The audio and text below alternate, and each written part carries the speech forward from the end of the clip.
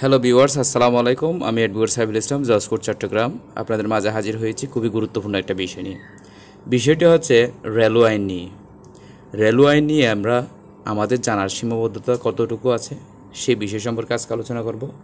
এই ভিডিওতে মূল কিছু টপিক আছে। টপিকটা হচ্ছে রেলওয়ে আইন, বাংলাদেশের রেলওয়ের বা ট্রেনের ইতিহাস সম্পর্কে আমরা জানব, রেলওয়ে আইনের ইতিহাস সম্পর্কে জানব, রেলওয়ে আইনে 144 ধারা বিষয়টা কী এই বিষয়ে জানবো আমরা। রেলওয়ে আইনে বিভিন্ন অপরাধ এবং অপরাধের সাজা কতটুকু সেটা আমরা জানবো। আরও জানবো রেলওয়েতে কিছু মারাত্মক আইন আছে, সেই মারাত্মক আইনগুলো আমরা জানবো। রেলওয়েতে বিভিন্ন অ্যাক্সিডেন্ট, কী ধরনের অ্যাক্সিডেন্ট হতে পারে সেই সব বিষয় সম্পর্কে জানবো। অ্যাক্সিডেন্ট হলে ক্ষতিপূরণ পাবে কিনা, আর কোন কোন ক্ষেত্রে ক্ষতিপূরণ পাবে, রেলওয়ে কর্তৃপক্ষ কতটুকু ক্ষতিপূরণ দিতে বাধ্য, আর হচ্ছে রেলওয়ে কর্তৃপক্ষের কোনো দায়িত্ব আছে কিনা, দায়িত্ব থাকলে সেই দায়িত্বগুলো কী কী, এই বিষয় সম্পর্কে আজকে আলোচনা করব। তাহলে ভিডিওটি শুরু করার আগে একটি কথা না বললে নয়, যারা আমার চ্যানেলে আজকে নতুন আসছেন তারা অবশ্যই আমার চ্যানেলটিকে সাবস্ক্রাইব করবেন, আর যারা অলরেডি সাবস্ক্রাইব করেছেন তাদের সবাইকে অসংখ্য ধন্যবাদ। তাহলে চলে যাচ্ছি মূল ভিডিওতে। আমরা যারা রেলপথে চলাচল করি কিংবা বৈধ রেল ক্রসিং দিয়ে পারাপার হই, তাদের নিশ্চয়ই ত্রিকোণাকৃতির এমন নির্দেশনা ফলক চোখে পড়েছে। এই নির্দেশনা ফলকটি স্থাপন করে রেলওয়ে তার সবটুকু দায়িত্ব পালন করেছে। এখন বাকি দায়িত্ব আমরা যারা রেলপথ পারাপার হই কিংবা রেলপথ মাড়াই তাদের।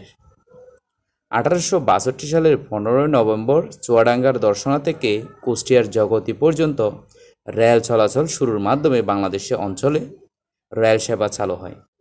এর আগেই একই বছরে 29 সেপ্টেম্বর ইস্টার্ন বেঙ্গল রেলওয়ে নামের একটি কোম্পানি কলকাতা থেকে রানাঘাট পর্যন্ত রেলপথ উদ্বোধন করে। সেই লাইনটি কুষ্টিয়ার জগতি পর্যন্ত টেনে বাড়ানো হয়। 1884 সালে 1 জুলাই ব্রিটিশ সরকার কোম্পানি নিয়ন্ত্রিত ইস্টার্ন বেঙ্গল রেলওয়েকে সরকারি নিয়ন্ত্রণে আনে এবং নতুন নামকরণ করে ইস্টার্ন বেঙ্গল স্টেট রেলওয়ে। এর 1890 সালে তৈরি হয় রেলওয়ে আইন। সেই আইনে রয়েছে রেলওয়ে ও এর দুই পাশে 10 ফুট করে 20 ফুট এলাকা বছরের প্রতিদিন 24 ঘন্টায় 144 ধারা জারি থাকে।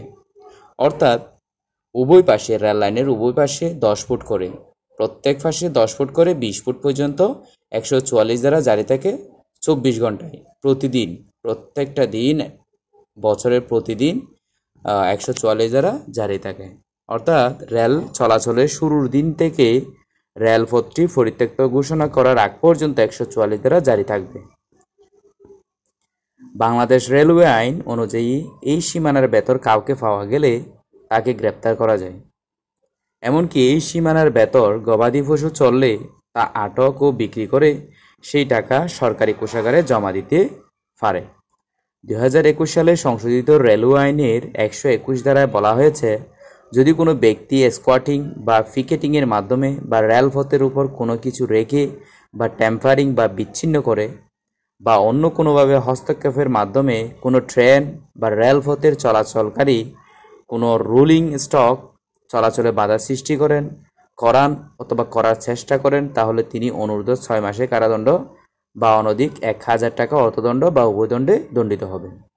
এই আইনের বলে কোনো ব্যক্তি কারো গবাদি পশু, যানবাহন বা কোনো কিছু কাটা পড়লে, মারা গেলে কিংবা ক্ষতিগ্রস্ত হলে রেল কর্তৃপক্ষ দায়ী নয়। স্কোয়াটিং বা পিকেটিংয়ের মাধ্যমে বা রেলপথের উপর কোনো কিছু রেখে বা ট্যাম্পারিং বা বিচ্ছিন্ন করে বা অন্য কোনোভাবে হস্তক্ষেপের মাধ্যমে কোনো ট্রেন বা রেলপথের চলাচলকারী কোনো রোলিং স্টক চলাচলে বাধা সৃষ্টি করান অথবা করার চেষ্টা করেন, তাহলে তিনি অনূর্ধ্ব 6 মাসের কারাদণ্ড বা অনধিক 1000 টাকা অর্থদণ্ড বা উভয়দণ্ডে দণ্ডিত হবেন। এই আইনের বলে কোনো ব্যক্তি কারো গবাদি পশু, যানবাহন বা কোনো কিছু কাটা পড়লে, মারা গেলে কিংবা ক্ষতিগ্রস্ত হলে রেল কর্তৃপক্ষ দায়ী নয়। ক্ষতিগ্রস্তদেরই জরিমানা গুনতে হবে কিংবা দণ্ড ভোগ করতে হয়। ক্ষতিগ্রস্ত হলে রেল কর্তৃপক্ষ দায়ী নয়। ক্ষতিগ্রস্তদেরই জরিমানা গুনতে হবে কিংবা দণ্ড ভোগ করতে হয়। তাহলে রেলে কাটা পড়ে মৃত্যুকে কি নিহিত তাহলে রেলে কাটা পড়ে মৃত্যুকে কি নিহত বলা যাবে? কোনোভাবেই না। নিহত তখনই বলা হয় যখন কেউ হত্যার শিকার হন।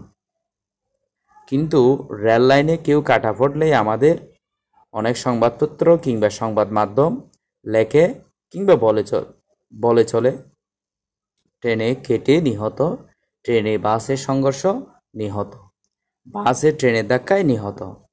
আসলে ট্রেনে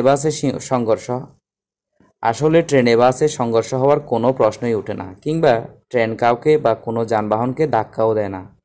কেননা ট্রেন স্বতন্ত্র পথে চলে, সে অন্য কোনো পথে যায় না, বরং অন্য কেউ কিংবা অন্য যানবাহন রেলপথে উঠে যায়, আর তাতে কাটা পড়ে মৃত্যু বা ক্ষতিগ্রস্তদের ঘটনা ঘটে। এর দায় যিনি গেছেন বা যে যানবাহন রেলপথে উঠেছে তার বা সেই কর্তৃপক্ষের, এতে রেলের কোনো দায় নেই। আর কোনো দায় নেই বলে রেল চলাচলের শুরু থেকে আজ পর্যন্ত রেল কিংবা রেলের সঙ্গে জড়িতদের নামে কোনো মামলা হয়নি ফুটু পয়সার জরিমানা পর্যন্ত। তাই রেলে কাটা পড়লে মৃত্যু বলতে হবে, নিহত নয়। আর রেলের সঙ্গে অন্য যানবাহনের সংঘর্ষ নয়, লিখতে হবে রেল লাইনে যানবাহন বা অন্য কিছু কাটা পড়ে মৃত্যু। 2022 সালের 29শে জুলাই চট্টগ্রামের মিরসরাইয়ে লেভেল ক্রসিং পার হওয়ার সময় পর্যটকবাহী একটি মাইক্রোবাস রেলের সামনে পড়লে 13 জনের মৃত্যু হয়। এ নিয়ে সমালোচনা শুরু হলে জেডে আসেন রেলমন্ত্রী। সেই ঘটনার দুদিন পর অর্থাৎ 1 আগস্ট গোপালগঞ্জ রেল স্টেশনে বঙ্গবন্ধু শেখ মুজিব ভ্রাম্যমাণ রেল জাদুঘর উদ্বোধনী অনুষ্ঠানে রেলমন্ত্রী নুরুল ইসলাম সুজন বলেন, ট্রেন কাউকে ধাক্কা দেয় না, বরং বিভিন্ন যানবাহন ট্রেনকে ধাক্কা দিয়ে অঘটন ঘটায়। এর দায় রেল কর্তৃপক্ষের নয়। রেলে যে আমরা ব্যারিকেড বা গেট দিই, এটা দেওয়া হয় যাতে রেলের কোনো ক্ষতি না হয়, রেল ঠিকভাবে চলতে পারে, বাইরে থেকে কোনো কিছু যেন রেলের ক্ষতি করতে না পারে। ট্রেন যদি নিজের লাইন রেখে অন্য বাড়িতে ঢুকে পড়ে তাহলে সেটা ট্রেন দুর্ঘটনা হবে, তার দায়িত্ব রেল নেবে। অযথা রেলকে দোষারোপ করলে সমাধান হবে না। এত কিছুর পরেও রেলের দায়িত্ব আছে, আর সেই দায়িত্বগুলো হচ্ছে মানুষকে সচেতন করা। সেই জন্য মুখ্য উপায় হতে পারে টিভি বিজ্ঞাপন, রেল ক্রসিংয়ে ব্যারিয়ার থাকুক কিংবা না থাকুক, যখন কেউ রেল লাইনে উঠবেন তখন যেন তিনি দায়িত্বটুকু নিয়েই উঠেন। ট্রেনে কাটা পড়ে আর যেন কারো মৃত্যু না হয়। ট্রেন অন্য কোনো ব্যক্তির জায়গার উপর দিয়ে যায় না, ট্রেন নিজের জায়গা দিয়েই চলে। ট্রেন যখন স্থাপন হয়, রেলওয়ে যখন স্থাপন হয়, তখন অবশ্যই রেল কর্তৃপক্ষ না, বাংলাদেশ সরকার এই জায়গাটুকুকে অ্যাকুয়ার করে অধিগ্রহণ করে প্রত্যেক ব্যক্তিকে, যাদের জায়গার উপর দিয়ে রেলটি যাচ্ছে অথবা রেল লাইনে স্থাপন হচ্ছে, সেই রেল লাইনে সেই জায়গার মালিকদেরকে জমির বাজার মূল্যে 3 গুণ পরিমাণ ক্ষতিপূরণ দিয়ে রেল লাইনে স্থাপন করা হয়। তাহলে এই রেল লাইনে কোনো ব্যক্তির সামনে আসা, রেলে কাটা পড়া, কোনো ব্যক্তি আসা বা যে কোনো কিছু, অন্য কোনো কিছু আসা, কেটে দুর্ঘটনা পড়া, তাহলে এইসব বিষয় হচ্ছে অপ্রীতিকর বিষয়। এটা ঘটার কোনো মানে হয় না। রেল লাইন ট্রেন নিজের গতিতেই চলে, নিজের স্বতন্ত্র রাস্তায় চলে, নিজেদের তৈরিকৃত রাস্তায় চলে। রেল লাইনের আলাদা রাস্তা আছে, সেই রাস্তা দিয়েই চলে। রেল লাইন কখনো কারো উপর দিয়ে যায় না। তাহলে ট্রেনে কাটা পড়ে যেন আর কারো মৃত্যু না হয়, সেদিকে অবশ্যই লক্ষ্য রাখতে হবে।